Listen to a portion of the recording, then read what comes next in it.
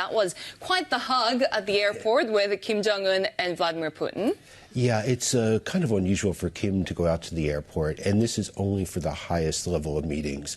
And this show of support, affection, it's just like, it's kind of like the very close relations that he has with Putin, which have gotten much, much closer since Russia launched its full-scale invasion of Ukraine. Which has been really interesting, right? Because so far when we talk about North Korea, we've talked about that alignment with China and Beijing being the biggest backer. Have things changed now? Yeah, we're seeing that Russia is providing a huge amount of aid in return for North Korea's supply of munitions for the war, for Russia's war in Ukraine. China's been North Korea's biggest benefactor for years, and it's a little bit on the outside looking in now. So we're seeing a little bit of shift now with aid from Russia playing a crucial part of North Korea's economy.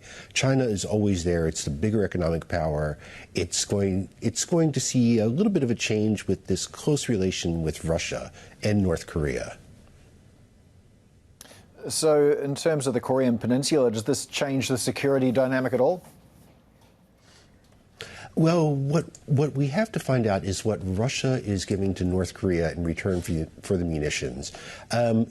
We're looking at things from tanks, technology, ways to develop its space program, to do spy satellites.